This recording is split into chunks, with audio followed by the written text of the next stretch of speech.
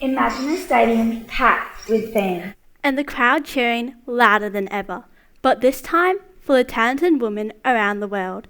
Women's sports aren't the future. It's happening right now. We are here to tell you about the inequality of women's sports, not how it affects the athletes, but us and the young women around the world too. I like to share a story of my own to explain why I find this important.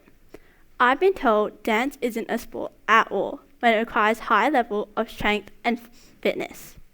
Lots of tests show how dancers use their leg, core and arm muscles much more than any other athlete does. And people still say it's not a sport? Which makes us wonder, is that because it's mainly women dominated and not promoted or recognised enough? Well, Taylor, 73.4% of dancers are women and 26.6% are men, which makes us wonder, are young girls told it's not a sport because of that statement?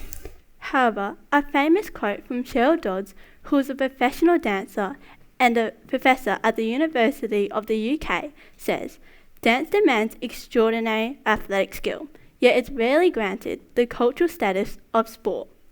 This quote comes from a book which he wrote about dance requiring the same strength, training and endurance as a sport, but tends to be seen as an art. I find this important because I play many sports including soccer. My soccer club made their first girls team in 2024, which I was in.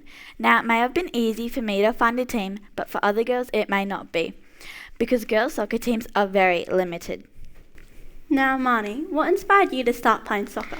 I started playing soccer when the Matildas started to rise. They were my inspiration and they still are to this day, but I didn't have any other role models or inspirations to look up to. Now over to media coverage, which is one of the main topics we'd like to talk about. Media coverage is very important because it helps people know about the women athletes' stories, achievements and highlights. According to the ASC, Australian Sports Commission, women's sports get covered less than 10% of all media outlets. Now let's take a look at how much men's get covered. Men's sports get covered more than 80%. This may not seem like a big issue, but less media coverage means less sponsorships, and less sponsorships means less funding, and less funding means less advertisement. And since women's sports don't have much advertisement and promotion, not many people would think of a woman playing a sport because the stereotypical image is a man. Jennifer Hangreaves, a writer who researches gender inequality in sports and wrote the book Sporting Females, she says, sport has historically been constructed as a male preserve, with definitions of athleticism shaped around traditionally masculine values such as strength, aggression and competition. There are lots of things we can do as young people to illuminate women's sports.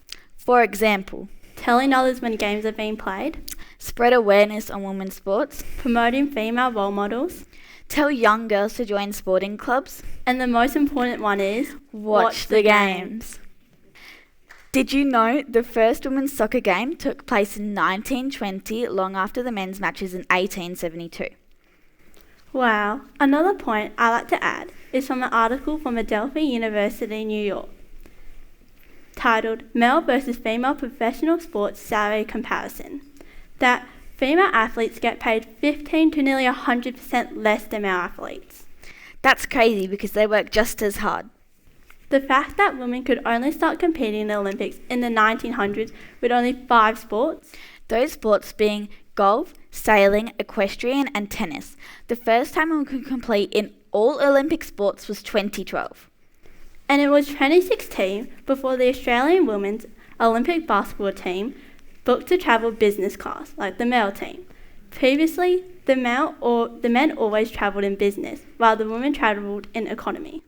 Japan had a similar situation in 2012, where their world champion women's soccer team travelled economy class, while the lower-ranked males team travelled business.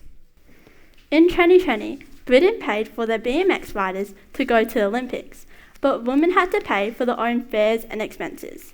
And only one male rider got a silver medal and 2 females won gold medals. Now, we would like you to remember, women's sports don't need our permission to be great. They already are. What they need is our attention and investment. The spotlight starts with us, so let's turn it on and keep it shining. Because we aren't just going to change the game. We're going to change the future. And when we say we mean all of us. all the young people and everyone in this crowd, thank you.